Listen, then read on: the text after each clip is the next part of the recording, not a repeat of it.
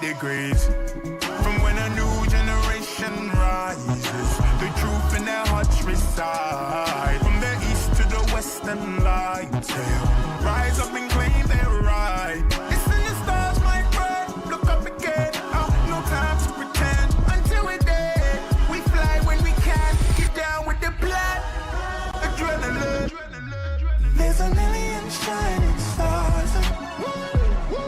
I don't wanna be alone tonight in this darkness. They keep on selling us dreams to get this higher. It's in the energy all around us, but it's divine. There's a million shining stars. I don't wanna be alone tonight in this darkness. There's a million shining stars, but it's divine.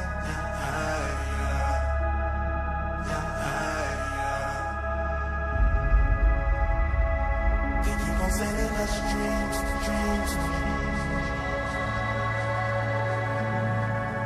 It's in the energy all around us. All around us, all around us,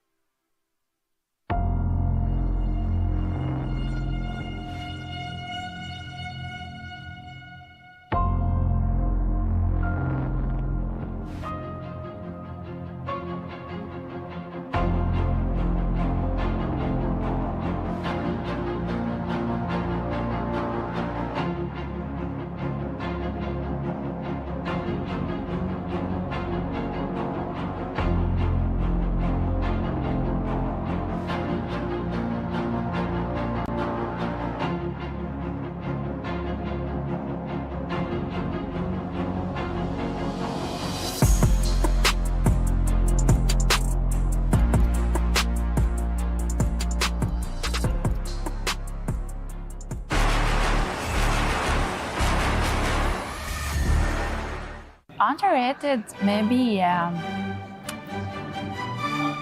I won't say Layla, but...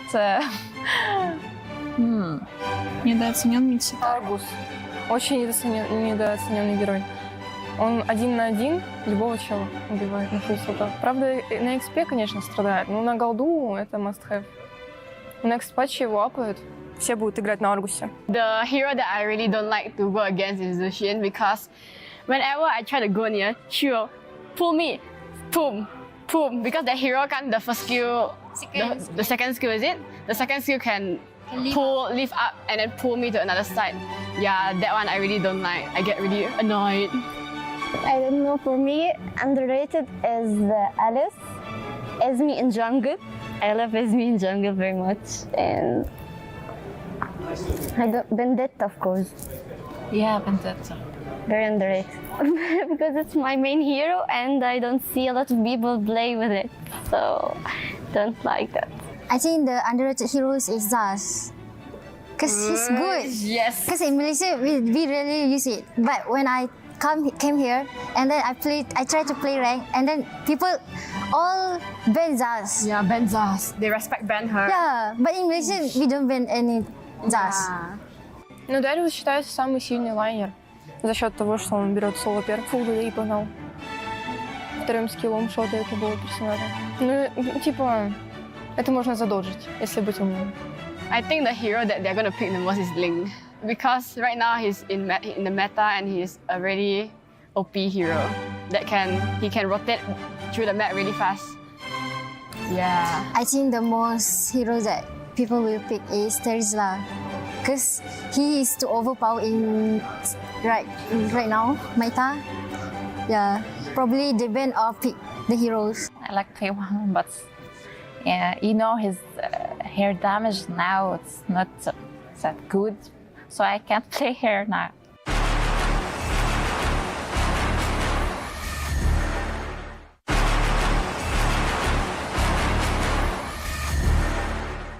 There was an event where they show us the hours that we played, and I think I has more than 4,000 hours. 4 года и 451 звезда. This month, July, right, we started training. We trained from 11 a.m. to 12 p.m. 12 a.m. Это я не играю на ранг. My rank is Mythic Glory. Мифический бессмертный. Highest Immortal. Marcha too. We take honor because we're training heroes. Then we lose, it's okay. We're just training. Usually if I don't have classes, I usually play at nights only. Usually after studying or something, we decided what hour we should play and then we play.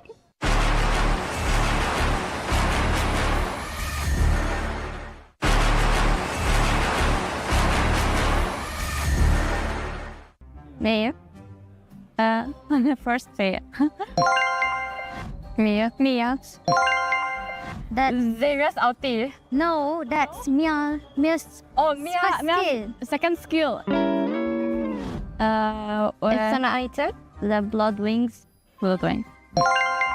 Это крылья королевы. Blood Wings. Крылья королевы. Крылья королевы. That wins. Yes, Blood Wings. Atlas second skill or first skill? First, Lalo second skill. Atlas. It's второй скилл Атласа. Второй скилл Атласа, да. What is this? Yeah. Atlas Ultimate. Even I don't know. I'm a wrong one. I don't know. I go with Yeah, but we forgot the name. Paquito. First Paquito. I think first Paquito. Maybe. Yes. Ой, это Paquito. Пакито.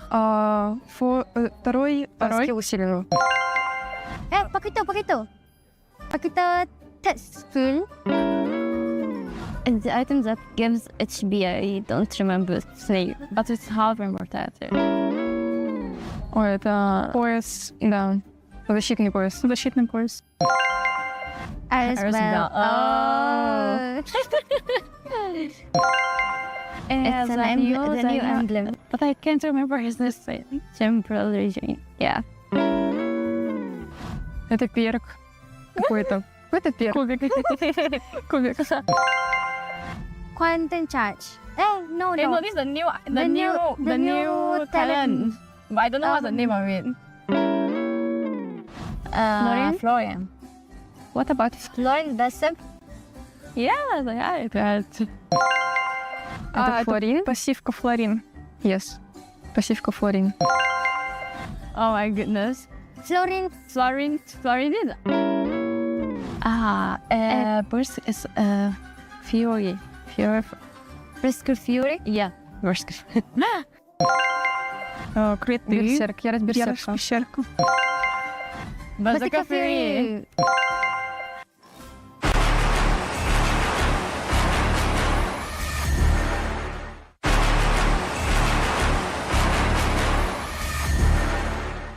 Our team is actually a pretty new team. Ever since MWI, the announcement for MWI released, our captain Ashley, she created a team, and after like a lot of roster changes and adjustments, we got to where we are now with our 5 players and our sub Stella. And for me personally, I think I just got out of NACT playing a different role, mid lane, which is my main role, and I had 2 months to adapt to jungle, and I guess it was an interesting opportunity for me because I've never played jungle before, and this is my first time playing jungle, so we'll see what happens. So we have me, Nicolette, jungle, and Ashley mid, Panda for gold, Jewel for XP, and Emily for roam. And then we have our sub Stella along with our coach Midnight, and we also have an additional like intern coach who is Rex, and our manager G Daiko. I used to play mid lane for BTK in the NACT Spring 2024 season, and I'm not there anymore because I don't think they had anything personally against me. I think they just wanted a different player. Like, they just preferred Mar Cutie over me. Like, there's nothing else to it. I don't think there's like personal hate. But even if I was playing with them and if we qualified for MSC, I was still gonna play in this women's tournament because me and Ashley have been talking for 6 months about creating a team, and I'm glad I have this opportunity to play internationally, whether it's with MSC or MWI. I'm very grateful to be able to represent Cloud9 in MWI because I feel like you don't get these opportunities very frequently. Like when you grow older, you're not going to be playing these games and playing competitively. I feel like you have to be young, and that's where you shine the most. Thank you to everyone who's been supporting me since the NACT Spring 2024 season and has been following me throughout this journey from NACT to MWI. And shout out to all of my friends who helped me learn jungle because they knew that it's a new role for me. And yeah, I appreciate all of you. Love you guys.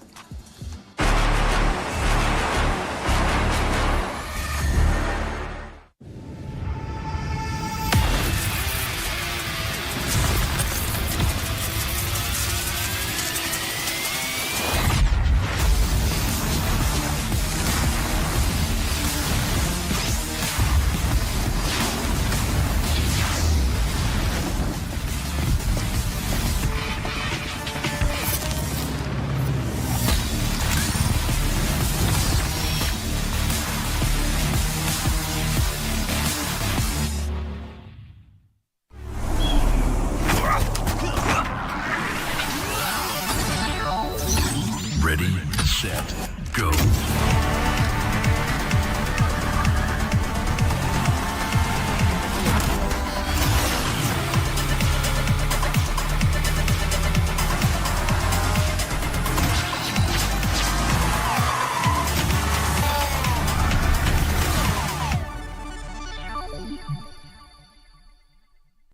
لحظات البداية عاشت معنا، كنا نحسبها وقت للتسلية بس، نحسبها بس ذكريات. عبود أعطي أختك اليد يا ولد. ابتكرنا فيها ابتكارات، وإذا بغينا قلبناها خرافات. كنا نحسبها بس لمة وصحبة وسهرات. انتبه نوب ترى نوب. لكن كنا نشوف عالم ما حد يشوفه. ليت يشغل وقته بشيء يفيده. الله عليك على اليد سود. عالم كبر وعاش فينا، عالم الحماس فيه يوصلك كل مرة لحلم أصعب بس ما يصعب عليك. بارت معك وين ما تروح.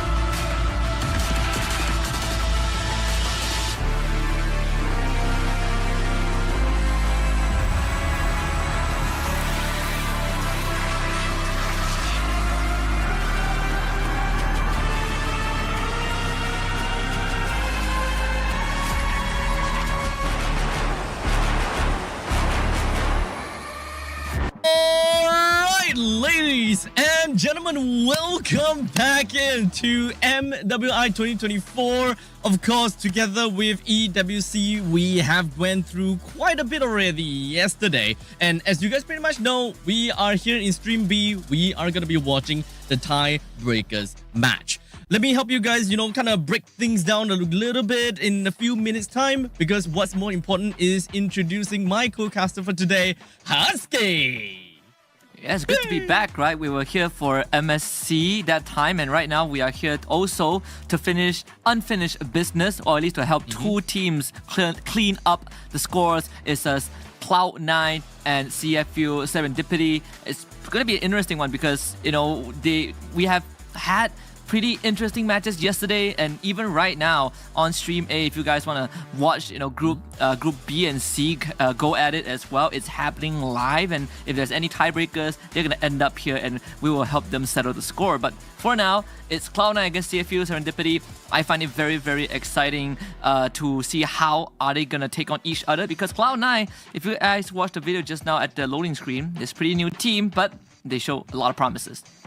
I'm super excited for that, but we'll talk a little bit more about Cloud9 and CFU Serendipity later, as I am just going to kind of just help you guys understand more about the tournament format today. We're currently in the group stage so we're going through the round robin of best of twos in Stream A and yesterday. So we have a total of 12 teams, and all these 12 teams are split into 4 groups of 3, where they gotta fight it out for a total of 2 games. And in an off chance where there are 2 teams that kind of have the same points, they will come together to fight it out in Stream B, which is what we're going to be looking at today for between Cloud9 versus CFU. Following up after that, we'll have the top 2 for each group to move on over to the playoffs in a single elimination format, all of which are all going to be best of 3 to quarterfinals, semifinals, and the final will be a best of 5. Of course, when we are looking at all of these tournament format thing, we gotta have to expect prize pool, right? So we have a total of $500,000 on the line, Husky. $500,000. Yeah, $500,000, and a big chunk of it goes to the champions. $180,000 for the first place winners, and all the way down to $15,000 for the 9 to 12 placing team. So that means that if the team doesn't make it through group stage, they would still walk away with a decent size of the prize pool. So at the end of the day, it's more about which size, how big of a pie do you get at the end of this, which we've already eliminated Tidal Legends Gaming from Group D. I think Falcons Vega already is officially out of the tournament because Group C, they did play, I think, 2 of their best of 2s already. And it's safe to say that, Falcons, they got 0-2 by the opponents, so that we have to say goodbye to them as well. But for this one, this tiebreaker is we are going to say goodbye to either CFU Serendipity or Cloud9 by the end of it. And I personally feel like, if there's anything we learned from yesterday's best of 2 between these 2 teams, is that they show a very, very vast variety of hero pools, which we'll get into in a bit, because all this culminates into the club championship format. There's a leaderboard because every single win, every single trophy that you bring back home counts into this, with Team Falcons right now in the lead with 2 championship titles, one in Call of Duty Warzone and the other in a recently concluded Free Fire. So they're basically leading the chart, right? And at the end of it, if the club wins the championship, they also walk away with a prize pool of, I believe, 7 million, which is insane. Ooh, wow, that's insane indeed. So you guys can pretty much understand that here in EWC, having club the club ranking is super important. And as you guys can tell, some of these clubs doesn't necessarily have to win in the championships. That way they will still be able to get a good amount of points for themselves. For example, for Team Liquid, with a total of 1150 points to their club already, despite not having a championship title just yet. So there will always be vast changes to this ranking system, or rather to these ranking list. And as the day goes by, weeks, and perhaps after a few months, we will have the final tally of who is the best club by the end of EWC. But speaking of best, though, I do want to talk a little bit more about who are potentially going to be the best teams here for the MWI, because we're gonna have to break things down a little bit as to what has happened thus far. So Husky, walk us through this. Yeah, I mean, very straightforward. For Group A, Falcons Vega, they are qualified for the top 8 for sure. We're looking at Cloud9 against CFU Serendipity in just a little bit. For Group C, Xeno Lilies and Victory Song Gamers, they are just trying to duke it out to see if a tie is ever going to happen, but they are guaranteed top 8 as they have eliminated Team Falcons Mina. For Group D, Vitality and Gaming Gladiators X Homegirls also made it through to top 8, with Tidal Legends Gaming waving goodbye. And of course, Group B matches will happen in just a little bit on Stream A for those who are interested. So we still have the Smart Omega Empress, Net Angels, and DreamHack Girls who have yet to take center stage. Plenty of games lined up, and I'm already noticing some very unique showings from some of these teams. I think Jushin was picked, and by the way, Jushin is available for MWI, so that does shake things up a little bit. The last time that we saw in MSC, we didn't manage to see Jushin. So coming into MWI, we're able to see that. I'm super excited and stoked to see what this annoying wishing lantern person will be able to, cause what kind of pandemonium in the battlefield itself. Now, you guys may be wondering, what's going on in Stream B? So let me walk you guys through this. We have this one game.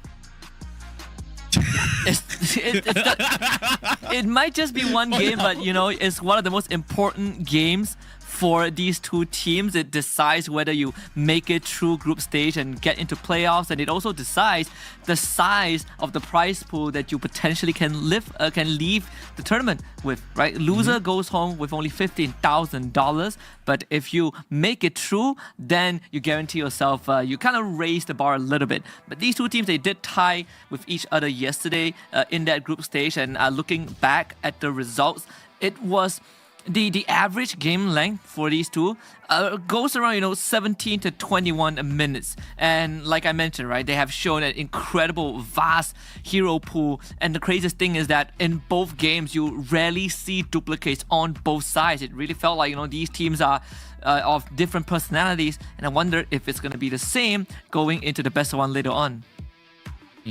So honestly, these two matchups, we're gonna have to understand it is the crucial rematch between these two. One loss, and unfortunately, you are out. So let's take a look at who is going to be representing this best of one game for CFU Serendipity. We do have Moshibang, Tegami, Abi, Yue, as well as Yufendi. And understandably, we have seen how strong they have been going on through, but there will only be one team that moves on over to the playoffs, and it's either them or their competitors, which is going to be Cloud9.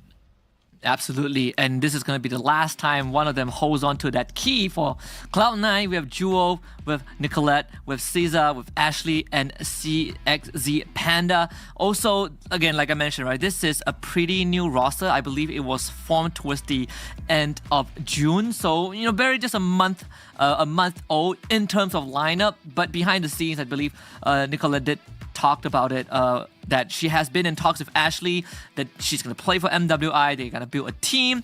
So this has finally come into fruition, and they do have Midnight as their coach, and Midnight was also the coach for Cloud9 when they played at MSC. So very experienced man behind the scenes. I want to remind you guys out there, if you guys are interested, and you should be interested, go to www.stcplay.gg to vote for your favorite teams. Vote for the next game at that exact domain, and see if your prediction skills are accurate. So of course, make sure you guys predict who is gonna be winning this match, CFU or Cloud9.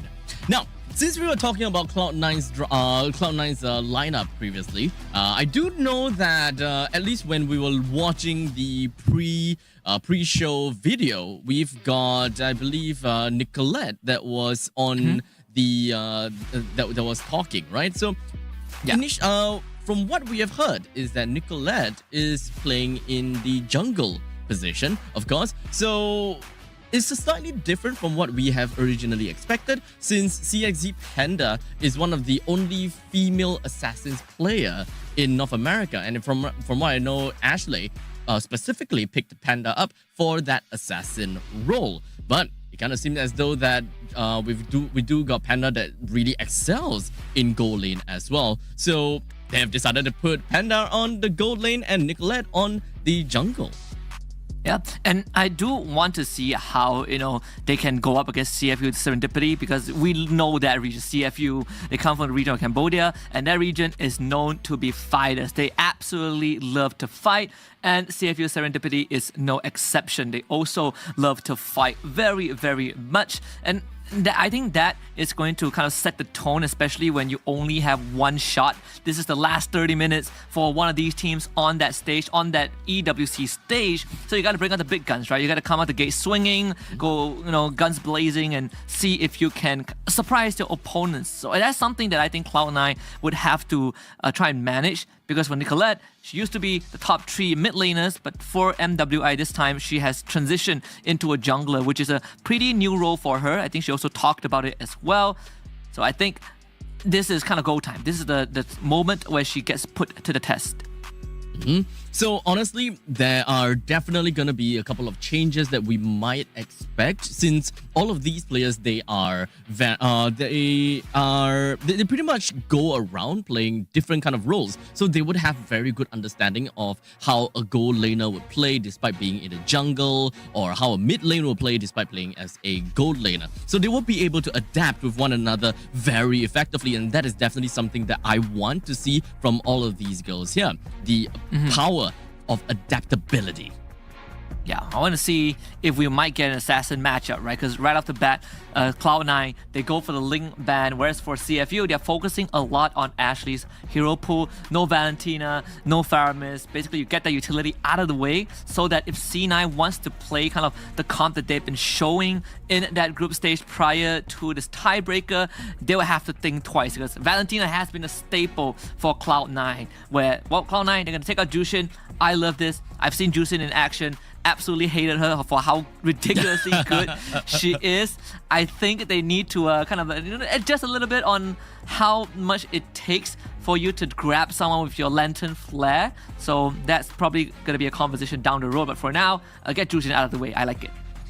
Perfect. So with the Valentina, Faramis, Jushin, and as well as the Link out of the way, it pretty much gives us a pretty good understanding that all of these players, they just want to get rid of very annoying heroes, all of which that has been banned have got that same concept. They are just plain annoying. And of course, they have a very good standing in the meta as well. Now, with all of that said and done, we do have quite a lot of heroes that is currently available and has been pretty hot picks within of MWI, being Edith being one of them. Terizla, understandably, also gonna be one of the most important heroes that we see in MWI, picking up quite a bit of priority coming in.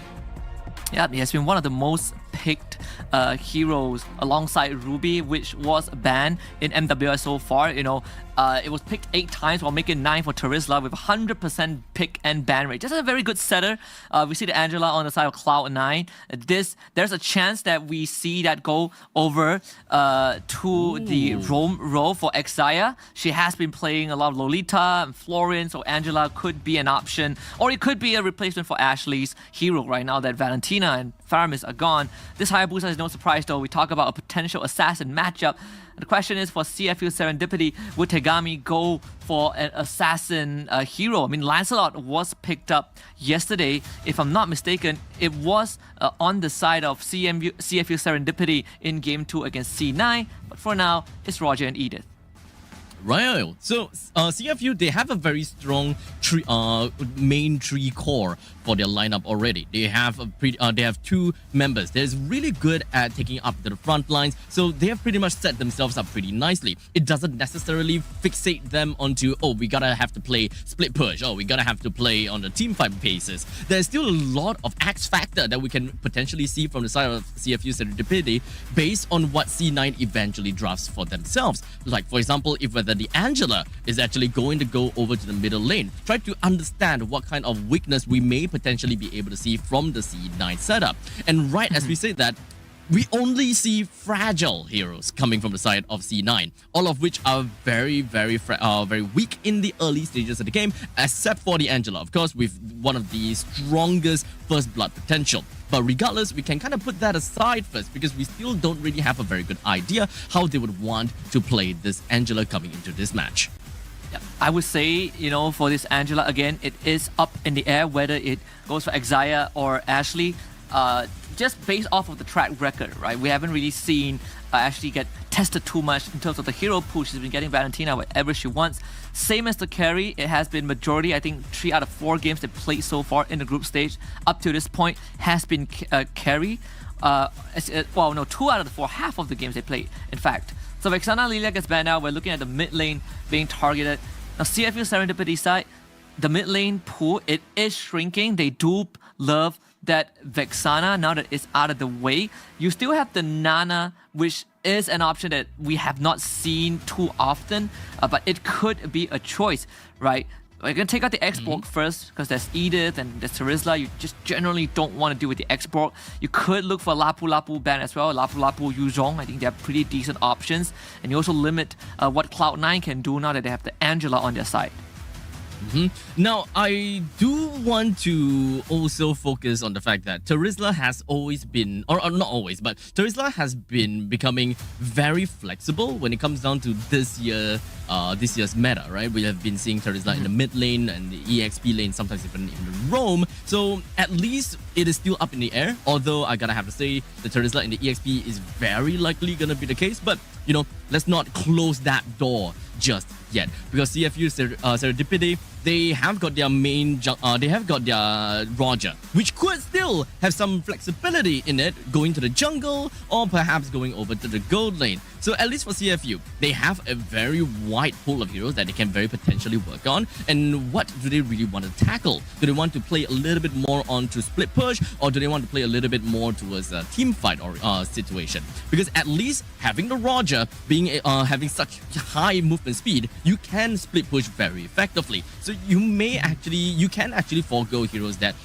do well in mobility, especially since you can actually put a Roger and kind of tally in place with Hayabusa. The only thing you gotta have to be careful about is the global presence of this Angela, as well as the Ogi Shadow Kill that this Hayabusa is capable of unleashing onto this Roger. See, the Esmeralda is one of the heroes that Jewel also favors. So, you know, C9 going for the comfort picks. So, Esmeralda, not sure how I feel about it. I mean, you can definitely send back the Terizla. You take some time to ramp up. The Nana that I didn't mention early on, that can be an option for CFU Serendipity. That was out as well, alongside with the Claude. So we do get the Roger jungle. Pseudo assassin, I suppose, but yeah, double marksman jungle. You have the Claude for late game, and the Roger late game is also incredibly scary. I love the CFU lineup. I think right now it's very well rounded, decent crowd control, great damage, great setup. For Cloud9's side, I think you might have to put this Angela mid, right? You need someone in that roam role. You need Exia to kind of have a hero that can set things up for you. Maybe like a Tigreal or a Minotaur. If you put this Angela in that roam, I think that mid laner has to be someone with an explosive power, which I don't really see too much of right now. Perhaps a Novaria or Farsa. There we go. So we get the Grok for the side of C9. Love this a lot more. So Ashley is going to get the Angela mid, unless they play the Grok mid, which seems like it. Oh, okay. That could be interesting.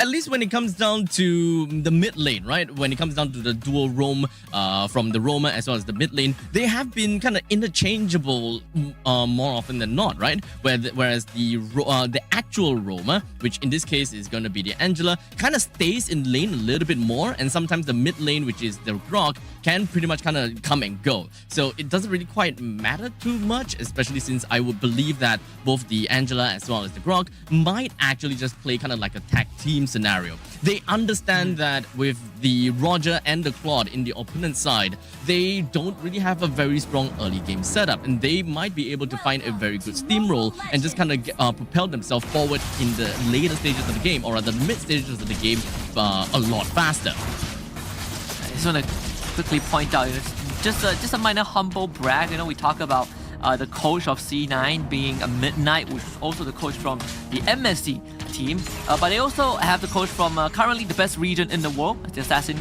assistant coach, which is Rexwin from my region, from Malaysia. You know, we got the bronze medal during SEA Games. Just saying. But yeah, I mean, C9, at least coaching staff, they're in good hands for sure. And now is to see how much damage they can do.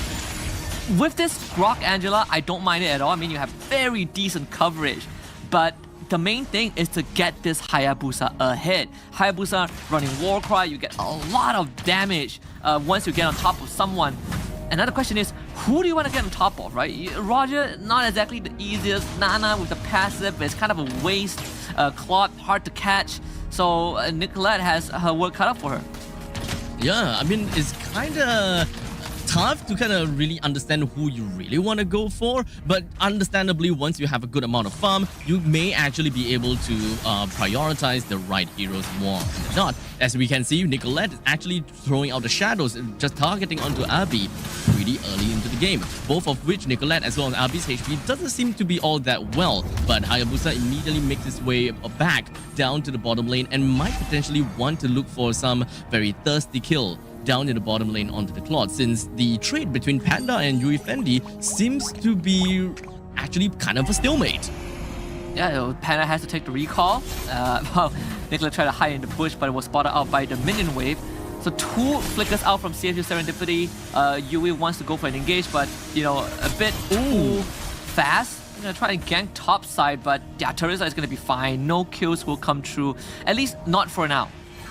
Yeah, very small little micro plays coming from the side of Jewel, just ensuring that the Nana is just going to be pushed all the way back, just so that the final EXP from the wave doesn't give this Nana level 4. So this would definitely be able to help Cloud9 secure this turtle a lot easier, since the mid laner, which is Nana, gotta have to stay in the middle lane to get himself level 4, or rather herself level 4 a lot longer. In the meantime, Ashley did manage to get a really nice wall charge collecting down the Moshibang, but the Yue did manage to get himself a kill onto Ashley, followed by Jewel. So Tagami just rolling on through and clawing right onto Jewel as well as Ashley, giving CFU a way better start than I originally expected. Yeah, one of the things that Cloud9 is going to face for the majority of the early phases, that where's the damage, right? Like, they don't really have well, the amount of damage that CFU has, where Nana, Eden, Teresa, Roger, they all hit like a truck. But for Cloud9, you have majority of the damage comes from your Hayabusa. Everyone else is a utility. CXZ Panda needs a lot of time to ramp up. Jewel needs items as well. But if you want burst, you don't really have it. And that's why CFU Serendipity kind of won that team fight and giving Tagami and Yui a 1 kill each. I think that one of the biggest value that CFU can take in the early stages of the game would be Moshi and Yue's sustainability, right? They are tanky enough to be able to soak in a lot of damage while being very strong bruisers, especially since Yui, she can just soak in all the damage, and once she breaks out of Phylax, all the HP can come back to her almost immediately and pretty effectively as well. So you can't really look down on the power of Edith in this matchup at all. In the meantime, Cloud9, they don't necessarily have heroes that is very sustainable per se. They are durable, sure, when it comes down to Ashley as well as Jewel, but Jewel is all about the shields. It takes time for Jewel to even be able to grab all of these shields away from the members of CFU, but the power of burst is what CFU have got at this point in time. In the meantime, a really good knockout coming from the side of Ashley, while the rest of the team fight coming from CFU just going to be bursting right out. Ashley all the way in the front. That is going to be one man down from the side of Cloud9 again, as CFU very effectively and very methodically takes one person down. That's the second death for Ashley. What do we say, right? This team from Cloud9, this composition just does not have damage. We saw the attempted engage, a flicker wild charge hitting on the 2 people, but only Nicolette was able to do damage, and they don't even get Yui Fendi up top. I suppose they could at least take the turret. Turtle did go over to CFU. Cloud9 is very obvious what the idea is going to be, or who the damage dealers are. Early to mid, Nicolette's Hayabusa. Late game is all going to be the carry, but getting out of this mid to late game is going to get tougher and tougher, especially when these skirmishes are so one-sided.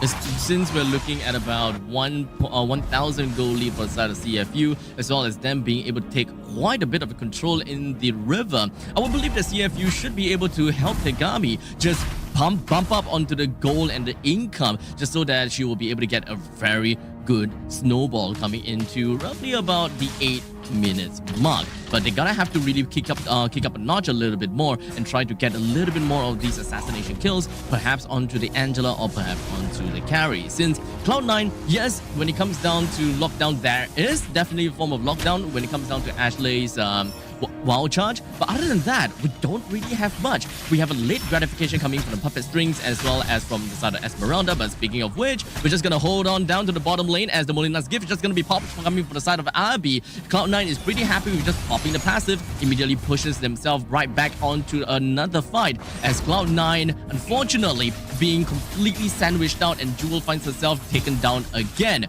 But Nicolette responds all the way to the top lane, managed to bring Yui Fendi down, and this will effectively help Panda unlock herself and being able to bring down the first defense turret in the top lane. Finally, so much cross-map plays, right? They just saw Nicolette down bottom. getting Nana's passive out and then suddenly showing up top to kill the Claude. That is great. At least some salvage for Cloud9. They're actually not too far behind, just 900 gold deficit.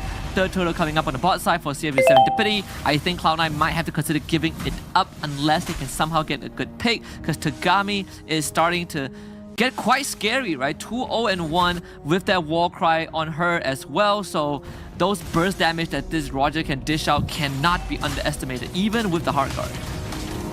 So with the total currently down onto the side, onto the bottom side, CFU have got themselves a pretty good priority on top of that. So they should be able to hold down onto the total a little bit longer. Since Cloud9, they don't really have anyone that can kind of hold on to the total for extended period of time, or sorry, Lord, for an extended period of time in the latest stages of the game. CFU will be able to get themselves in a pretty good spot. As such, they bring Ashley down, as Ashley is a little bit too far away from the main bodies of the side of Cloud9. As such, CFU with the numbers advantage, they're just going to be going all the way in, with Yui Fendi just holding on with the Blazing Duet. Dealt a good amount of damage, but for now, we're just going to be focusing on Panda. They effectively managed to bring down the Terizla. So Cloud9, they have the upper hand at this point in time, with Nicolette completely at full health.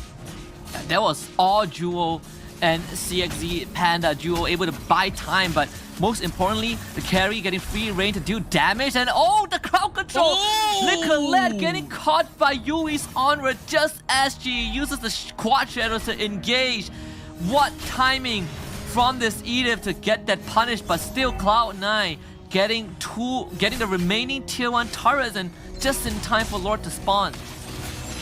Slowly but surely, Cloud9 is still on the front seat, despite actually losing quite a bit of these kills. As you can see from this from the scoreline, we've got 6 kills for CFU and 2 kills for Cloud9. Yet when it comes down to the income, Cloud9 was actually leading for a short few seconds until now, where CFU has managed to catch up just by a tad bit of a 400. Shy be a 400? That's completely fine in the hands of Cloud9. But the priority of this current turtle is still going to go over to the side of CFU, and it doesn't seem like Cloud9 anyone is ready here. It doesn't seem like Nicolette is anywhere around to actually deal with the Lord. As such, it's a free Lord for the side of CFU. Yeah, they just give it away. I guess for Cloud9, I mean, they can afford to defend for sure. It's just the first Lord, 9 minutes in, not too big of a deal. Okay, as long as this carry comes online, as long as this carry is well fed, they will be set for that late game. So completely, all of the members from the side of CFU and Cloud9, they're just huddling up in the middle lane as we do Ashley with a flicker right through in the middle, but it doesn't seem like it did manage to do too much. Ashley with the conceal walks away. Now just going to be leaving Panda in the front lines, but fortunately Panda walks away, still alive, while CFU is still going to be pushing onto the advantage and really wants a piece of this turret in the front lines. In the meantime, the Ogi Shadow Kill just going to be popped right out. Nicolette no longer have got any elements to work with on an assassination on the sidelines. But now, the main thing is for the side of CFU, they got the attention from Cloud9 and bottom lane pushed up pretty darn hard. Still want to do this. I think they can push the turret. Now, the Lord has been slain, so unfortunately for CFU, tries they made, it cannot get through that mid-tier 1. Cloud9 should be able to defend this. Glowing one was purchased by Exia, so some extra damage, some extra healing. Jewel gets gone on, but should be fine, as the Esmer is an Esmer after all. So overall, I mean, Cloud9, all things considered, they defended their base quite well. I mean, they did lost the bottom tier 2 thanks to the Lord, but mid-tier 1 still remains. Fight just now was quite eventful, right? The sideways flicker wild charge from Ashley to work with Nicolette were not able to get the kill. The point blank penalty zone missed by Moshi Bang. That could have been a takedown onto CXZ Panda, but that did not happen. So a lot of events that led us up to this stalemate. Cloud9 catching up in terms of net worth, and I dare say, you know, because of all these close calls, Cloud9, they're gonna eventually reach that critical mass, and that's where CFU Serendipity will have to be a bit more careful setting up for the second Lord up on that top side.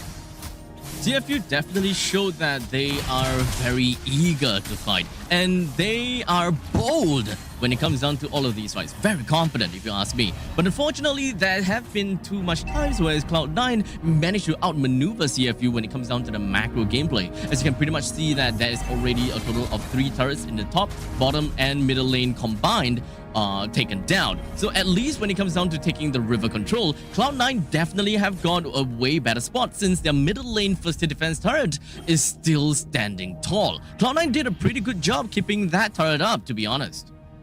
Yeah, absolutely. I mean, even for Serendipity, right? They actually have a pretty decent siege comp. You know, you have the Claude, you have the Roger, but Ashley, despite going down 3 times, has been doing a great job of just sandbagging CFU. Every single time they walk up, you just build a nature's barrier, make sure that you stall out the minion wave. This could be a kill. Oh, yep, with Ashley popping right up with the wild charge, and now we even got Esmeralda just hoping that we'll be able to follow up on the Moshibang, but the rest of CFU, they were ready, very much ready to come into the aid of Moshibang and ensure that Terizla is safe and sound. Also, overall, we're starting to see this carry really hurting.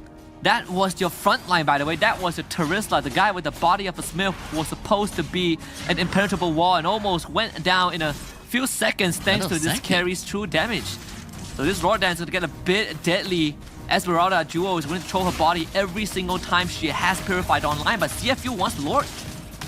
They have definitely got the chance to pick up the Lord, but Ashley with the nice little barrier to make sure. Oh, the 3-man wall charge! That's what we want to see! Moshibang all the way in the middle of the fight. Wasn't able to do too much when it comes down to the penalty zone. Tegami all the way in the front lines. He's still stripping everyone to shreds while Nicolette deals with Tegami's friends down in the back lines, while Panda throwing all of these spinning light wheels away on the CFU. Cloud9 emerged victorious in that fight. Yeah, and finally Ashley, with all of her previous wild charge, we say even though they lose the fight, she has been getting some great multi-target wild charge with this Grok, and that one was the perfect one, hitting 3 people at once. You see, CFU, they wanted to retaliate, right? Yui instantly responds with her own Flicker Earth Shatter to stop this carry, to break that momentum, but Cloud9 was just too strong. CXC Panda came online with the help of Xayah's Hard Guard, absolutely just shredded the front lines of CFU. You look at this STC replay. Ashley, what a read into that push. A 3-man knockup and this carry uncontested. Yu Fendi thought she was strong enough. Goes in with a BMI blazing duet only to get her life snuffed out in an instant by this carry. 4 for 2 exchange. Cloud9 in full control of the game. With that all said, Cloud9 now has a total of about 4,000 gold lead on top of CFU. How big of a change a single team fight could just spin over to the side of Cloud9. And with the Lord now running down in the middle lane, preparing to pillage all of CFU and whatever that they hold on dear.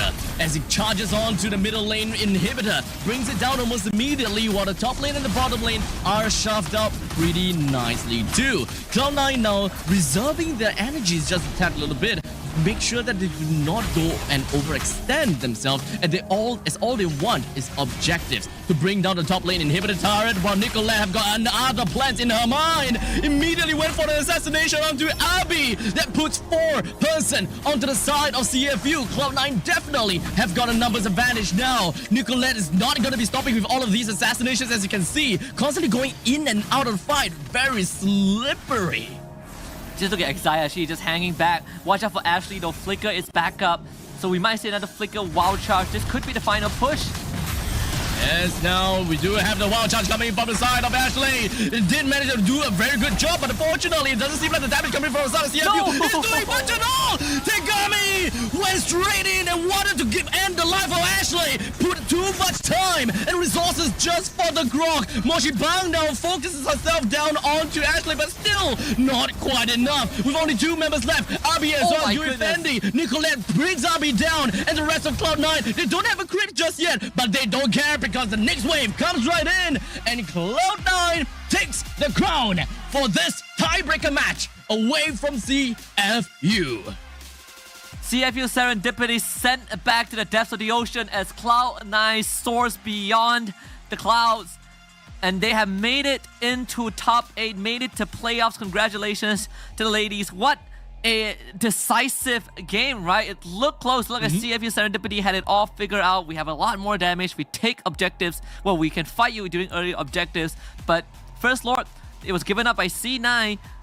CFU were not able to break the mid-tier 1. And then Ashley, the turnaround, the game changer, flicker 3-person wild charge, and then hitting another 4-person wild charge in the base of CFU to really seal the deal. You can really kind of see that Cloud9, they came well prepared, right? And it's such a heartbreak for CFU Serendipity because 3 of the players, Yui Fendi, Yui and Moshi Bang, they finished 5th to 8th place last MWI. But this time their journey cut short, and soon the keys will be crushed as well, and by no other team than Cloud9.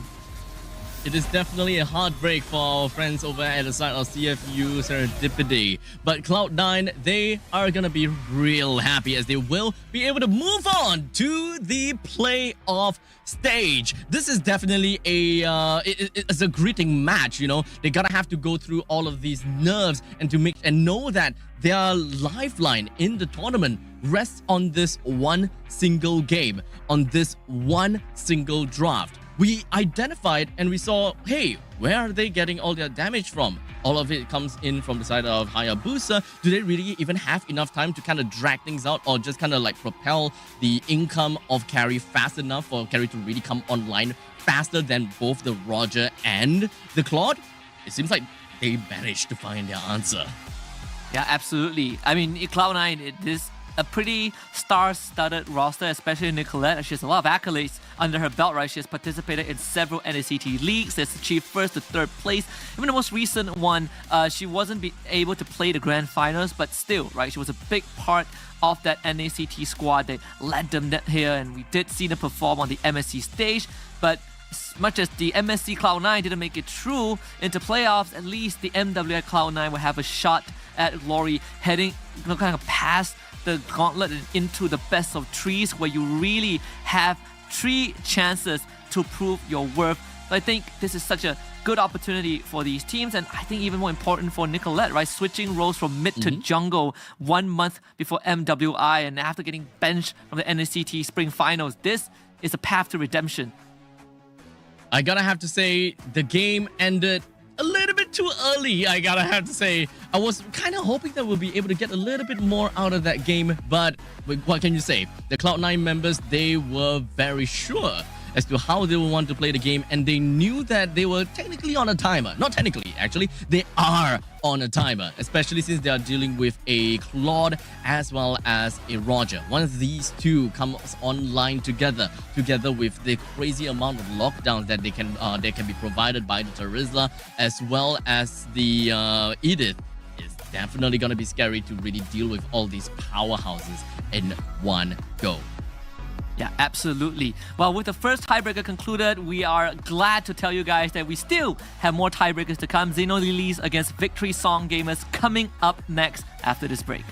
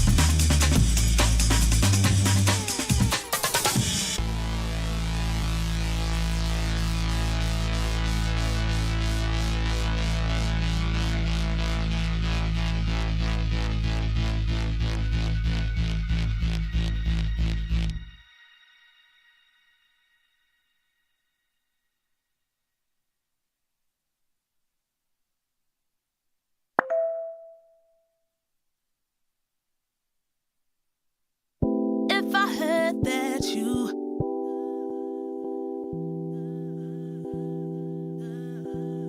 if I heard that you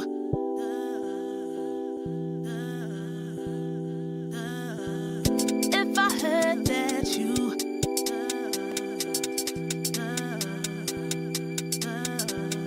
if I heard that you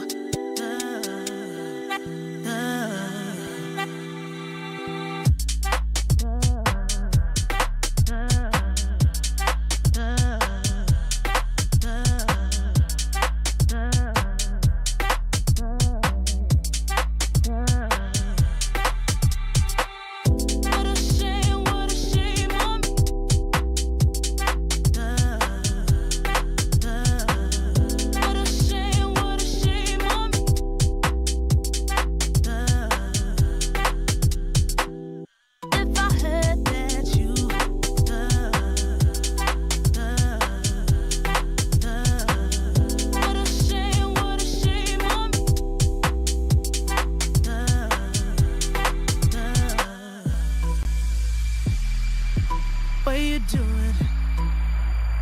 The way I live life. What you doing? The way I live life. The way I live life. What you doing? What you doing? The way I live life. What you doing? The way I live life. The way I live life. What you doing? What you doing? The way I live life. What you doing? The way I live life.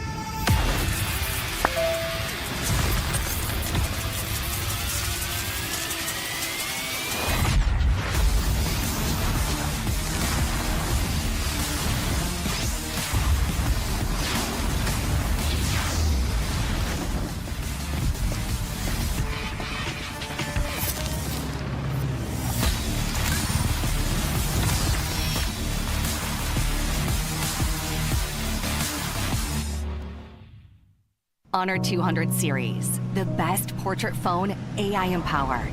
Studio level, AI portrait camera, 3 hardcore portrait modes. Color, vibrant and classic to capture portraits that truly stand out. AI empowered magic portal. Snapdragon 8S Gen 3 AI chipset. 5,200 milliampere per hour's silicon carbon battery, 100 watt, Honor Supercharge. This is Honor 200 series. You ever wondered how a Hollywood movie is shot? On a Sony. You review it on a Sony. And how do you make that sound epic? You record it on a Sony. Lunch break on a Sony. So why wouldn't you watch it on a Bravia by Sony? Have you got what it takes to get to the top? It doesn't matter how high you climb. To reach the top, even the biggest champ needs a break. So you can recharge, dive back in, and dominate.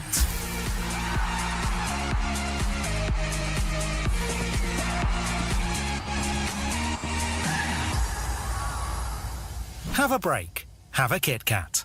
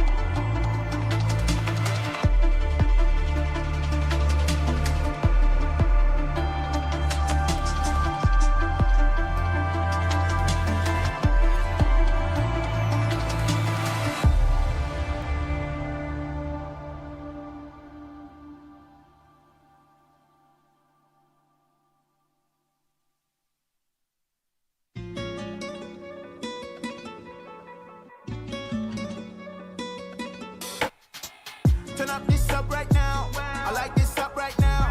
You might be stuck right now. This might loosen me up right, up right, up right, up right, up right now. Get off this bus right now.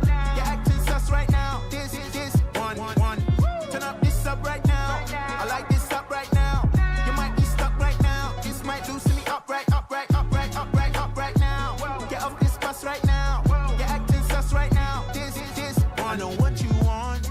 I know what you need. Here's some seeds. Grow some trees. Ain't no smoke, it's made for lungs, but you believe. But it's okay, we make mistakes, be relieved. So why art doubting? They're not like me, my eyebrows too intense. I rock out like the Brahma. I wanted to be like Dwayne Johnson. Teacher said I'm trouble. Once I got my dreams won't work, I started snapping, I bust bubbles. I think it's how creators see. Other creators be perceived as fly. You're whipping right, but off IG, you're broken cheap. I need an electric bike to vend this food, to vend these rules. Get these tools, cause haters drool, they're watching me. Haters discretion advised. Oh me, oh my, I just want to survive in the sea under darkness. Hiding from the light, all we do is push violence. Pain over violence, radio silence. Turn up this up right now, I like this up right now. You might be stuck right now, this might loosen me up right, up right, up right, up right, up right now. Get off this bus right now, you're acting sus right now. This one. Turn up this up right now, I like this up right now. You might be stuck right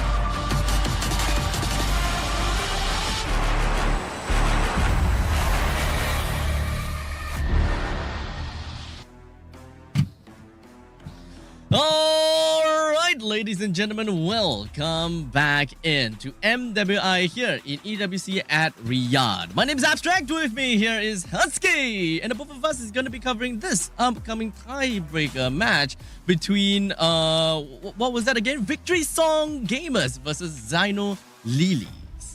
Absolutely. So this is going to be directly from Group C, still fresh out of the oven. You know, it was the last best of two from the Group C matches, and both teams happened to tie. They also gave us the longest game in MWI group stage so far, 30 minutes. 13 seconds with Zyno Lilies coming out on top. This is going to be very, very interesting because contrary to Cloud9 against CFU Serendipity, this one is not for eliminations. This one is just for the seedings for playoffs. So winners becomes the first seed of Group C, and loser becomes the second seed. So not too big of a deal, but still important if you want to get a better matchup for playoffs. Exactly. So coming up, of course, when we are looking at the upcoming showdown between these two teams of Zyno Lilies versus VSG, I gotta have to say, right, with a 30 minutes game in our hands, I believe that both of these teams have got very strong understanding as to how they would want to play into today's games, right? Victory Song Gamers from EECA and Zyno Lilies from the side of Mekong. I'm pretty sure that we have heard before from many times when it comes down to Zyno Lilies, the Mekong region has, of course, always been showing up quite a lot of times, and EECA being a relatively fresh region as well. I'm very much excited to see what exactly Victory Song Gamers have got for us today. Yeah, absolutely. And I think, one thing about these two teams is also the fact that both teams have two Filipino imports, two on the side. For the side of VSG, it's going to be the gold laner and the roamer, Rian and Gaily. But for Zyno Lilies, it's actually the jungler Ramichi and the gold laner Taro. So we took a look at the matchup. Let's take a look at the roster. Zyno Lilies starting it off with Kao, Ramichi, Sa, Shiromi, and Taro to kind of make up the entire roster, with the highlights, I mean, specifically for me, being Ramichi in the role of the jungler. So coming up, of course, I gotta have to, I definitely gotta have to say, Zyno Lilies, they are expectedly pretty aggressive with how they have been playing thus far. And of course, they are, very methodical with every single team fight that they will want to bring themselves into. One of the questions that I always ask whenever I'm looking at the MWI games is, how much would the drafts eventually mean to all these ladies? Like, how would they want to draft, especially when it comes down to a best of one series, and understanding the current meta when it comes down to MWI with the popular picks, which is heroes such as Ruby, Edith as well, Terizla. In fact, since I'm talking about Ruby, mentioning about that, we have seen Ruby being picked up quite a lot, but unfortunately underperforming by quite a lot. In fact, I think that we have a total of 8 Rubies being played, the last that I've seen, with not a lot of wins actually. Yeah, it's pretty unfortunate. But you can say the same for Terizla. A lot, basically 100% pick rate, right? Either you're picked or you're banned. And the most recent one was a victory. Well, actually, it was a loss, because C9 did beat CFU. But we gotta look at the opponents of Zyno Lilies, which is going to be Victory Song Gamers from EECA, Minon, Kyoe, Synchro, Gaily, and Rian. And I mentioned that for the side of Zyno Lilies, we're looking at Ramichi, which is basically the jungler. For VSG, it's Kyoe. Right? These two are going to be, at least for me, the key matchups coming into this series, especially Kyoe. Because I was able to tune into one of VSG's games early on when they went up against Falcons Vega Mina, and she played a insanely nasty Benedetta jungle. So I think we are in for a treat. I mean, whenever you're talking about Benedetta, I'm always just gonna be like off my seat. But whenever I'm thinking about Benedetta, it's always been EXP lane Benedettas, because when it comes down to EXP lanes, Benedetta will be able to shine a lot more when it comes down to, really exerting dominance around the lanes. You want to cut lanes here and there, you want to be in the top lane, middle lane, bottom lane, all at the same time kind of thing. But when it comes down to junglers, Benedetta jungle, yes, you can definitely be able to put yourself onto the objectives a lot faster. You do have iframes when it comes down to eye for an eye, as well as the Electro Final Blow. But when it comes down to actually putting a lot of presence onto the lanes, that is something that Kyoei was able to really put down into her games, which is something that I absolutely love. Now, speaking of which, since we're talking about heroes as well, I gotta have to say that Ramichi so far has only played 4 heroes in the 4 games with the Hayabusa, Martis, Julian, and Alice, being what can I say? Being Julian, one of the common pick in various different lanes, with Kyoei in the jungle as well. In fact, Julian has been picked quite a bit, but similarly, with not that much of a, win rate. Yeah. I mean, you can clearly see that for VSG, for Kyoei's hero pool, right? She is really into Benedetta, Julian, Roger. There's more elusive but can kind of hard carry the game sort of jungler. It's not your traditional, I'm going to front line. It's not your traditional assassin. So this is something that I find very unique about VSG. They also have a very good understanding of when the power spike is. And I believe when it comes to power spike, Xenolilies like to play that mid-game spike. So we can expect that First Lord, that 8 to 12 minute last sort of First Lord window to be a very crucial point to see if Xenolilies can kind of use that timing to find a lead like what we saw from Cloud9 earlier on, or is VSG going to play that patient game, hit that late game, and just take over. Well, it all relies on to the draft. How do they want to play in the early, mid, and the later stages of the game? When it comes down to Xenolilies, is something which is a team that I definitely want to look out for as to how they want to, kind of come up against the members of Victory Song Gamers. But we talked about the fact that they did have 2 imports when it comes down to the Philippines, and we gotta have to be really careful about these 2 Filipino imports, right? We know that Philippines is understandably one of the strongest region when it comes down to MLBB, but we cannot forget about the fact that Victory Song Gamers, they come in with the idea of winning.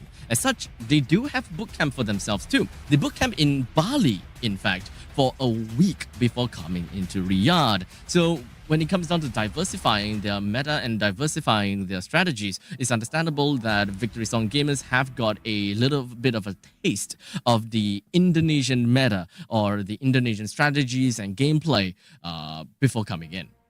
Yeah, which is pretty micro-intensive, right? If we look at the Indonesian region, it's always nice to see teams start to kind of ego check each other. We start off with the Roger Ling ban. I think this one is, at this point, very, very predictable, very, very much expected. Valentina ban out by Zen as well. Just eliminate the utility that Valentina brings. It's always such a good hero. And VSG responds with the Faramis. And speaking about VSG, I believe in ECA they have been pretty consistent with the performance, right? Always getting a top 3, top 4 finish in recent tournaments. So coming into this, I think it's also a very important time for them to put ECA on the map if they already haven't done so. But I want to see if Zen would kind of prioritize in shutting down Kyoei's jungle pool, because it doesn't really feel good to having to ban the Benedetta on Julian in the first phase unless you're really prepared to draft into that afterwards. So in this case, with the Roger already taken out, yeah, Zen will just have to kind of start banning out the Minotaur, just eliminate the setup.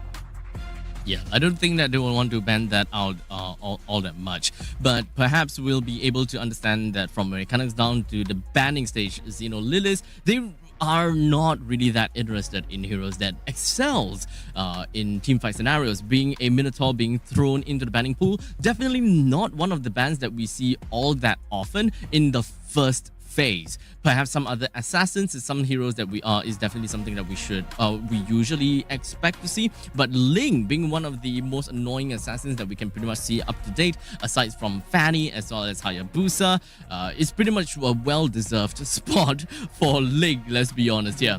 But the Angela okay, never mind. Angela just got thrown into the banning pool.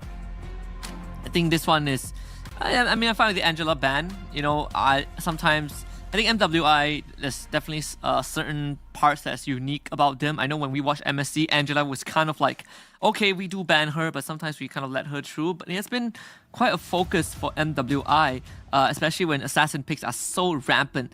Though VSG being on the second pick, if they want to somehow pick up the Benedetta, I don't see a problem right there in the first phase, especially when their XP laners is also kind of the playmaker. Chip going through for Xenolilies. And actually, when I was watching the broadcast earlier on, I believe it was VSG against Falcons. I think Mirko did discuss about Chip and Luoyi, which is not as viable, well, not as popular as they were before, because Lord Dances don't drag on as much. So hence, playing around the map when there's a Lord Dance is not as urgent, right? So Chip and Luoyi kind of fell off popularity. Jushin and Teresa get through to VSG. Big AoE, and oh boy, good luck having to deal with Jushin in that mid lane. Ooh, annoying Jushin. But this is definitely a very strong start coming in from the side of Victory Song Gamers. When it comes down to Xenolilies picking up onto, okay, as you have said, you know, we've got a Luoyi as well as a Chip. So we pretty much can expect that whenever there is a Chip involved in a lineup, we can pretty much expect global presence when it comes down to most of these heroes. As such, heroes that doesn't have very strong mobility in all stages generally are favored when it comes down to working together with a Luoyi as well as Chip. However, Xenolilies has decided to pick up a Claude for themselves, so it does seem like they would want to play on a hyper-aggressive role whereby they are capable of either number one, being able to ambush with the diversion, or number two, still keep the Claude on her feet and really just play around with the macro game. Because usually, you know, one of the biggest mistakes is playing Chip and then completely throwing macro game away. It's a very, very straightforward draft, right? Very honest. There's no like smoke and mirrors from the side of Xenolilies. The Julian coming out from VSG, we've talked about this. It's it's 100% a kill with pick. Revealing the core draft right off the bat, right? You know, mid lane, XP lane, jungle, all revealed to Xenolilies. So we're still waiting for the Roma and gold laner for VSG, of course. For Xenolilies, right now, they can start clamping down on that gold lane pool, especially heroes that can threaten the Claw, you know, the Moskov, the Harith. They are still available for the side of VSG if they so wish to go for it. Definitely, when it comes down to VSG, they excel in pickoff and, of course, ganks. Not necessarily too much on the team fight per se, but we'll want to really enforce onto how Julian brings the value in the early stages. Being able to come up online a lot faster than all the other junglers at level 3, you will be able to exert a lot of pressure, but it also depends on how much and how fast you are able to rotate around the lanes, and if whether you are able to find the kind of value altogether.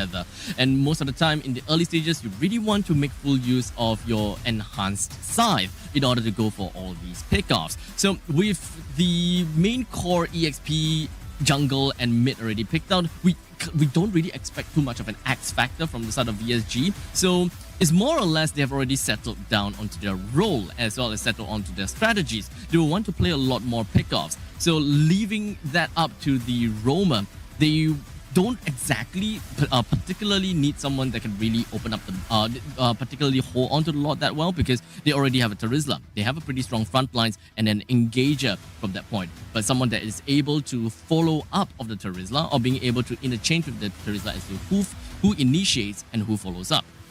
This could be a Tigro ban. I mean, we might see Xenolilies lean into that. The fact that, you know, they have a Chip, they have a Luoyi, you want to show up to a team fight, and the thing that you fear the most is being caught by big AoEs, which VSG has a good deal of, right? But at the same time, we also talk about they need to protect the Claude, you know, get rid of matchups that might threaten him, Moskov being one of it, and Moskov indeed does get banned out by Xenolilies. So now the Tigro is open for VSG if they so wish to go for it. The fact that there's no more Grok, no more Minor, if you want a big AoE counter engages, Tigro is your best bet. In that roam role, I mean, you could go for Ruby, Arlet, or even Edith wouldn't do too bad, but they were gonna keep it for last as they pick the carry. So with the carry picked up, it pretty much solidifies we are going for pickoff. Heroes such as Claude, Franco, Kaja is definitely going to be one of the main ideas that VSG would want to go for. Go for the first person pickoff and then the follow up from the Terizla to really seal the deal when it comes down to all these team fights. In fact, drafting against Xenolilies first 3 picks is actually pretty darn annoying and really difficult to work around. Since whenever you are thinking about team fights, you're looking at kind of like a rock, paper, scissors equation. Team fights essentially find themselves having difficulties dealing with a split push composition. Split push composition have a problem dealing with this pick-off compositions, and it goes into one full circle. So with the Claude being picked up, it pretty much shows that yes, we will be able to put up some good amount of presence onto a split push potential. In the meantime, we also have a chip that can bring everyone into a team fight for a grand 5v5 showdown. With that all said, the final two pick will be the Bane and the Xbox, further solidifying into their fight into a 5v5 team fight from front to back. So much AoE and Pew from the side of Xenolilies, right? You have Luoyi, Xborg, Bane as well, especially Bane. Like, Carrie and Julian, their range aren't really the longest, the farthest, so if you get hit by a nuclear Bane, Clap Claw Hammer, it just destroys you. But I like this pick from Gaily. I like the Lolita for VSG. Ooh. You put up the Guardian's Bulwark and send that bullet back into Xenolilies, and you know what's the best part? If you reflect the Crab Claw Cannon and then it hits a target, it actually triggers the secondary bounce, which crits the ricochet, which crits the target behind. So I know that a lot of Bane picks have been a Magic Bane. I wonder if this is going to be the case. I feel like you probably would just go physical in this case. We just have to find out though, now that Lolita is in play, you probably would do better just spitting rum on your opponent's face with that magic bill. I absolutely agree. When it comes down to the bulwark, you do not want to get all of that ricochet and of course your baby shark flying right in your face. But I will say that when it comes down to picking up the Lolita, they did manage to answer one of the problems that they would potentially have, and that is the overwhelming amount of damage that Xenolilies will be able to bring up onto the game.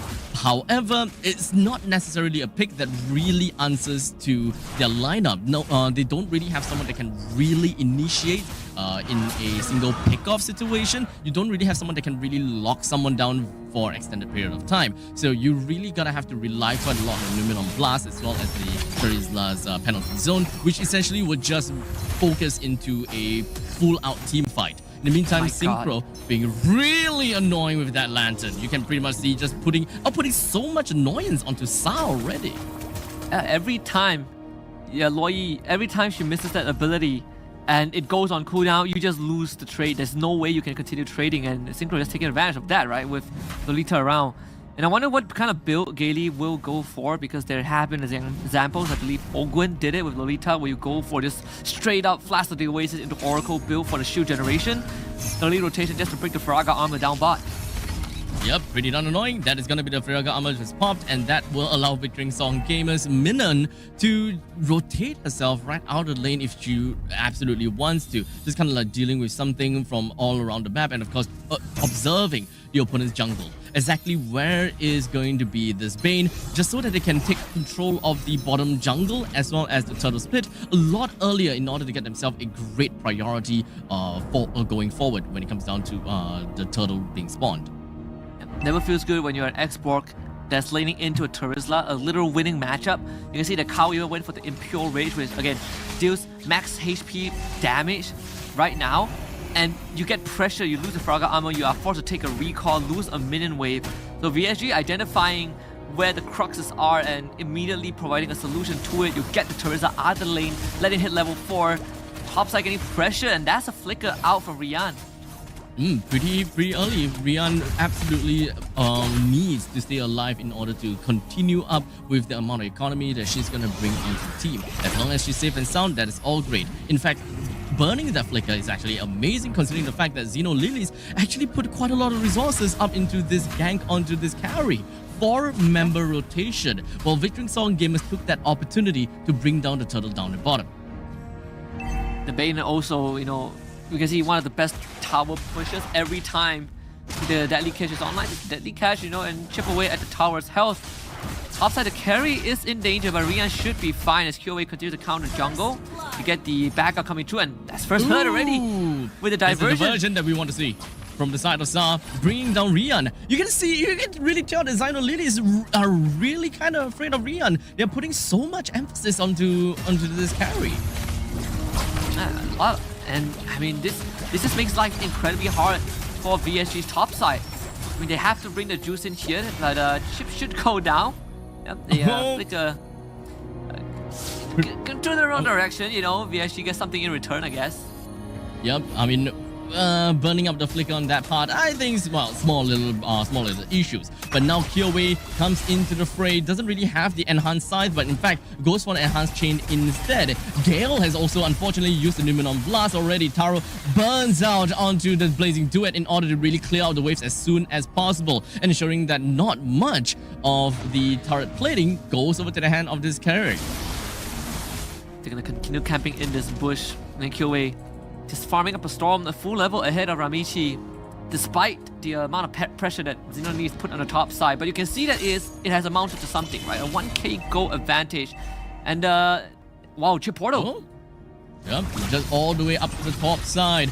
Once again, really, it's all just a party over here. As we are just going to be going straight in for a 5v5 match. Victory Song Gamers is exerting a lot of dominance on the side of Xeno. Lily's bringing Xiaomi first person down. Gale flickers on backwards to ensure that she will be able to be safe and sound. No one from the side of Xeno Lily's managed to get a single kill, unfortunately. All 4 flickers blown by the side of Xeno Lilies. The moment the shortcut got used, you can see that Minun did not hesitate, instantly goes through the portal and even lands a penalty zone to allow VSG to find a kill onto Shiromi.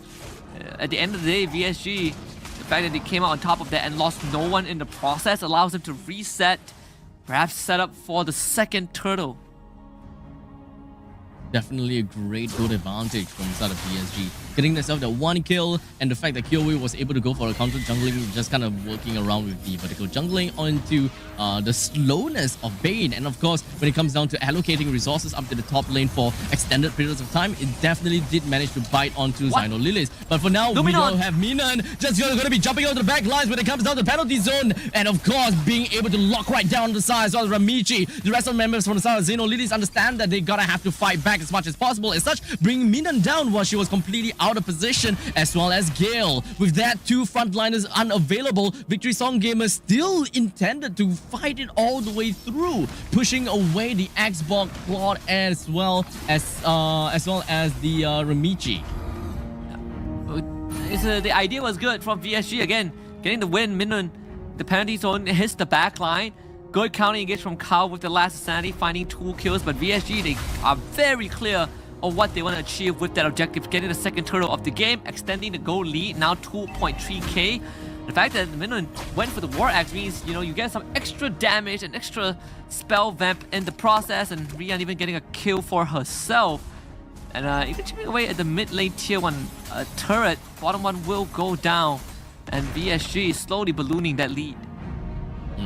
And even getting themselves, helping the carry to finally take down a turret after a lane swap. So Victory Song Gamers, they do have a very strong sense of macro. They understand how they want to funnel their gold over the carry, understanding that carry will be one of the main damage dealers coming into the mid stages of the game once Kyoei loses that power spike. But the diversion coming in, just going to be pulling themselves all the way down to the bottom, but I'm not too sure whether Victory Song Gamers even understand what has just happened as such. Gale is just going to be opening up the map, but good read from Gale. It does seem like the Victory Song Gamers, they actually know what was going on. Unfortunately, when it comes down to Minimum Blast, it was not going to be able to touch on anyone at all. Xeno Lilies goes all the way through. When it comes down to Last Insanity, just bursting down on the members of Victory Song Gamers. But for now, Synchro's not stopping just yet, as Kyoei finds a double kill right on top of Xeno Lilies, while Rian took that opportunity all the way to the top lane to bring down the turret. Kyoei took that, not the kill, down to her name.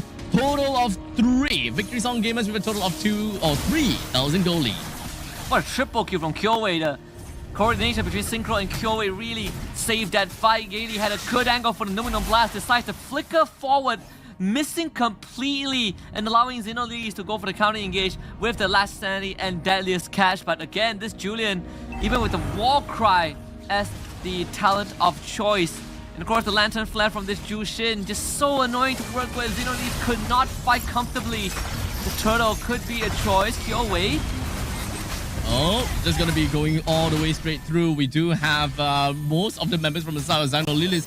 Doesn't seem like they are able to really take control of this fight at all. Victory Song Gamers, with their power of just locking one person down and just bursting them down. This is the pickoff that we want to see from Victory Song Gamers, and that amount of damage is not gonna go down any further. This is just going to further accentuate them.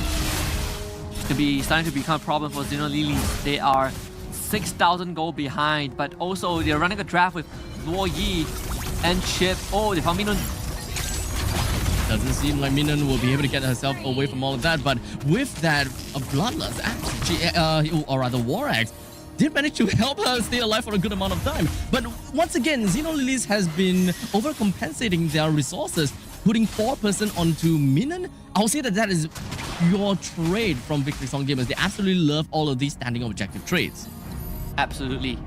I mean, Lord is going to be up in just around a minute, right? VSG, they have full control of the map as well. But like I was saying, right? You're playing Chip, you're playing Loyi. The best thing you could have for yourself is actually map control. But you lose tier 2 mid and bot. It means that you're conceding so much map control. And it makes the job of the Chip and Loyi hard. We haven't seen them reutilize their ultimates in a big fashion. I mean, they've gotten some pickoffs, like just now into Minun, but overall, VSG still are in the driver's seat. Slowly but surely, Victory Song Gamers will want to find themselves a small little pathway to wiggle themselves right in between our Xeno Lilies lineup and to really bring them down as much as possible. Xeno Lilies now can't really hold their ground very effectively against Victory Song Gamers, as they understood that they are a whole 6,000 gold behind of Victory Song Gamers. They gotta have to give them as much respect as possible. In the meantime, down in the bottom lane, we do have the deadly cash that's just gonna be popped almost immediately. Victory Song Gamers understood that, hey, now's the time for Lord, now's not time for fights. Now they can just send Rian to deal with it, right? It is a carry, so no true damage. Enough said. Easily takes care of the objective. First Lord for VSG. You even see that Sa went for the kind of backline to try and find an angle, but there's just no way for Xeno Lilies to really get much done. So VSG, 6k goal advantage in a very, very comfortable lead. I want to see how much damage they can do with this first Lord. Considering that all tier 2s are already down, this Lord should spawn on that mid side. And that's going to allow VSG to really set up the side waves. You can see they're already doing just that. Just really choking out Xeno Lilies to ensure that they don't really have a lot of gold to work around with. The longer that they kind of hold down all of these waves, the more that Xeno Lilies loses when it comes down to their economy. But Gale opening up the map as much as he could, just ensuring that no one is going to be right around the jungle and no sneaky diversion plays from the side of Xeno Lilies. Not like, diversion play is going to be the right answer here, since the Lord is going to be marching down in the bottom lane and just landing the hits onto the Trident hits time and time again. But Minun did manage to land a 3-man penalty zone onto 3, and while Xbox goes in for the last insanity. It doesn't seem like they will be able to pick a lot of HP off of Victory Song Gamers, but at least when it comes down to target prioritization, they did bring Minun down. That's a roamer for an EXP lane, but unfortunately, they lost a total of 2 inhibs. See a diversion attempt, but unfortunately the read was wrong. VSG, they want this top inhibitor. I don't think they will get it, thanks to the deadly cash. So VSG will go for the retreat. Still getting 2 inhibitors off of that. The penalty zone hitting on the 3 people in that back line, but Xeno Lilies, they have some decent counter engage, right? Deadliest cash, last insanity. You want to run it in my face, you have to eat up the damage. The only saving grace for VSG was the fact that they just focus fire down the Thraga armor and not let Kao stack up her heat level, because that would just been destruction if that last insanity went off with max heat on multiple VSG members. Either way, they are at an 8k gold advantage. 2,000 from the extra from the last we checked in on them. Then with the next Lord up in just 45 seconds, as Xeno Lilies, they gotta find a way. They gotta somehow use that diversion or the chip portal to find a pickup. It's all about the unique playstyle of what heroes that Xeno Lilies has picked up, right? The diversion as well as the shortcut. They really gotta have to find ways to really make full use of it. But unfortunately, when you do have your back against the wall, you don't really have the opportunity to have that global presence that you so desperately want when it comes down to picking a composition like this, right? So Xino Lilies, even if they were to jump over to the back, jump over to the back and just be surprised, they don't have this one most important thing in their lineup for this kind of catch play or surprise plays, and that is a solid crowd control. They don't have anyone that can really boot someone onto the ground or to really hold anyone down. It really just boils down to just Hiromi just going in. And speaking of her, just going to be jumping right into a man of 5. And even when it comes down to Claude, just working with the Blazing Duet. Oh my god, the Loyi! But Sa, that is what we want to see from a Loyi. Just popping up the immortality on the minion, and she's still holding herself back. Everyone else for Victory Song Game, but why are you holding it together? As such, this has absolutely enabled Sa just playing around with all of this yin and yang, getting themselves a massive 4-man kill on top of Victory Song Gamers. Yeah, BSG, they know they messed up right there.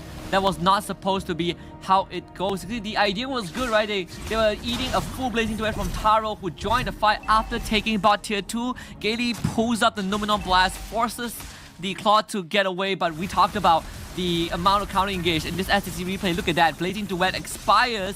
VSG decides to go for a chase, completely forgets that there is an Xbox still there. The Loyi just throwing out balls of light and darkness. And this one, I believe the Fire Stakes pulled the members of VSG back into the fray, allowing Xino Lilies to not only clean up shop, but also secure the second Lord of that. Ooh, the immortality on him, so he should be fine. Well, Kao should be fine, yeah. Now she's out. Yeah, very durable, I gotta have to say, when it comes down to that Firaga armor.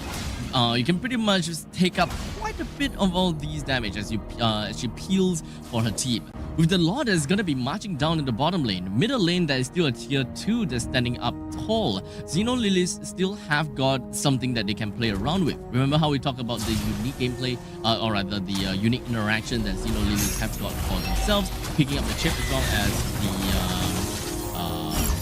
Loyi. This is where they will be able to put that all on display. With Victory Song Gamers currently now get back against the wall and having to deal with a charging Lord.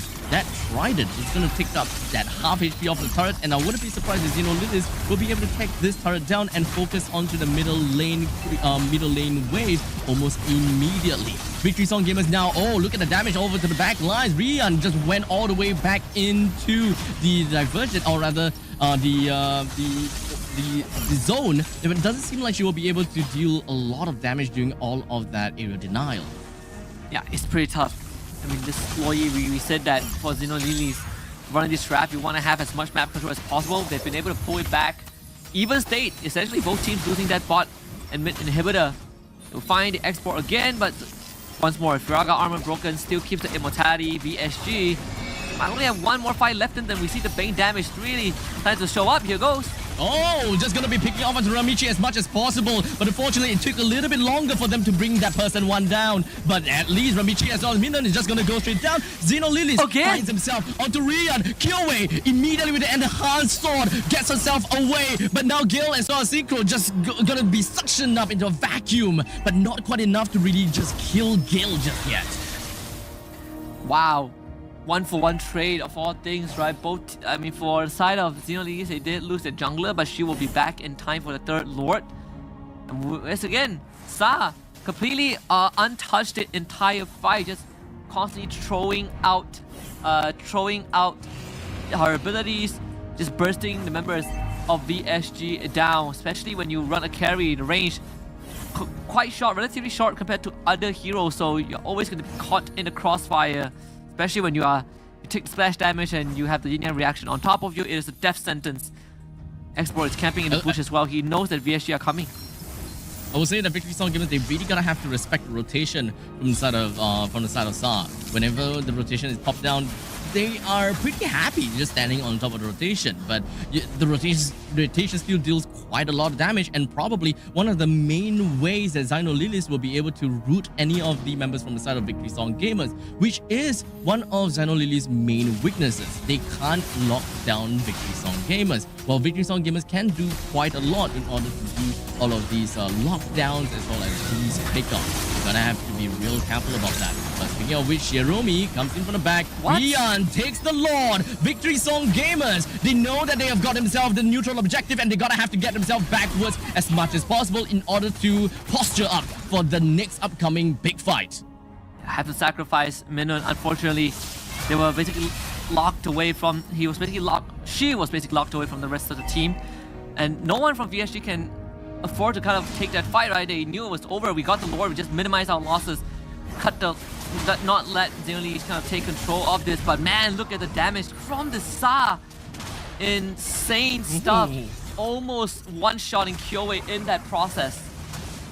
But I'm surprised that even with that combo on the Synchro, it didn't really do quite much onto these Zhu Xin. Well, that is essentially the power of the wings.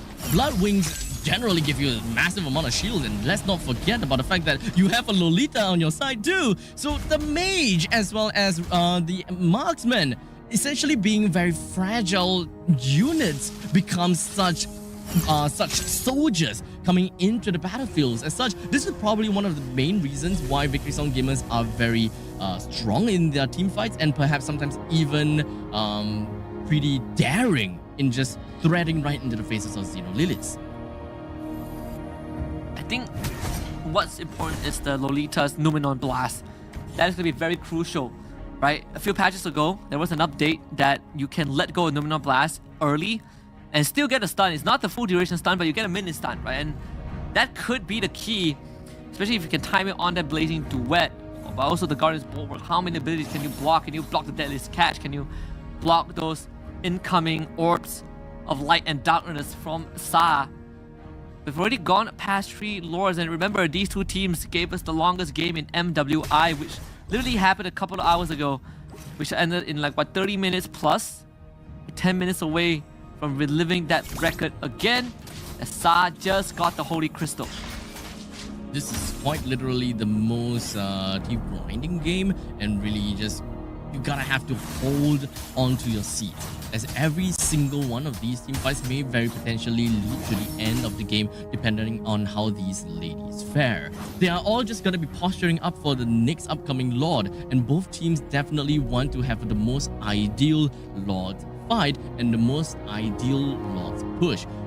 We're pretty much looking at a mirror base with both the middle lane and the bottom lane inhibitor turrets that's already been destroyed.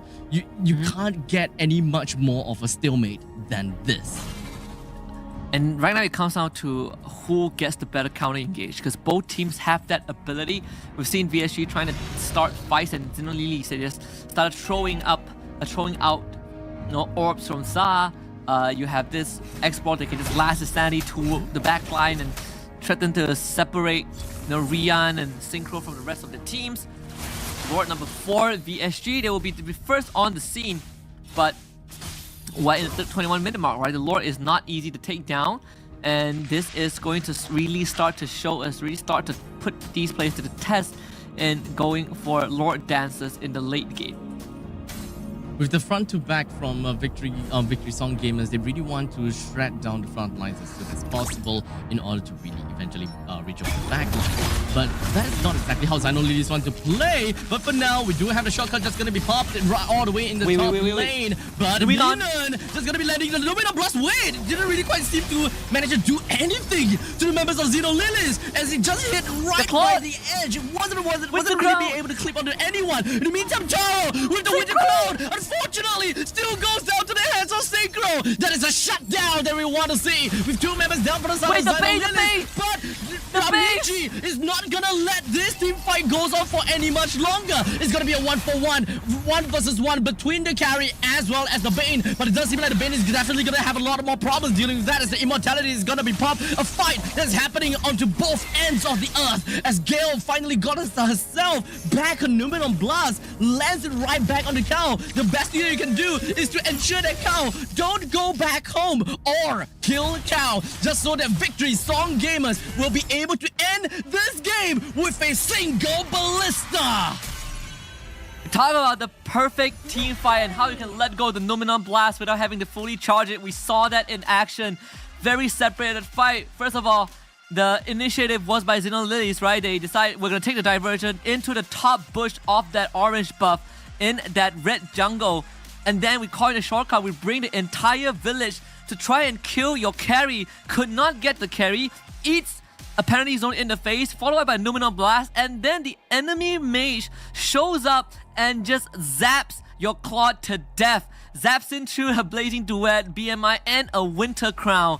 And then this Jushin is a complete menace on the battlefield, but that was what won the VSG the tiebreaker. Congratulations to both teams though. It was heck of a fight, but VSG are going to advance into the playoffs as the first seed of Group C, whereas for Xenolilies, it will be the second seed of the group. So it's not that too big of a deal when it comes down to losing the game, because we are all talking about seeding.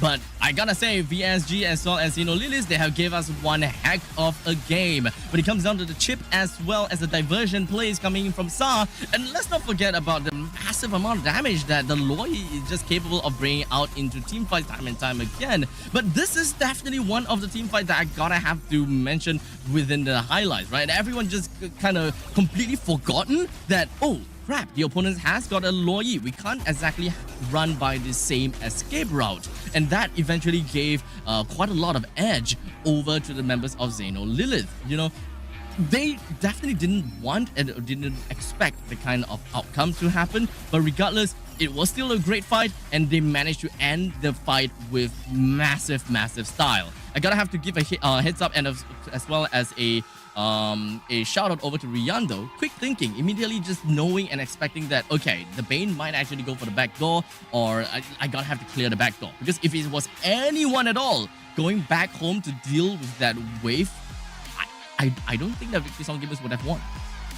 Yeah, and I mean the wave spawned just in time, right? It spawned right as the blue side wave crashed on the crystal, the red wave spawned, so it held the mini wave in front of the crystal. Crystal did help out in the end. Regardless, I think, you know, VSG, they were able to really figure things out. That last team fight was just quite tough for Xenolilith if you think about it, right? The Claude wasn't really in the fight. I feel like if Claude was there from the start, it probably would have cleaned up shop before backup arrived. But still, they are going to be in that playoff, so maybe, you know, if circumstances align, they might meet again in semis or even the finals. But this definitely, both teams definitely show a lot of potential, but VSG, they just figured it out at the very end.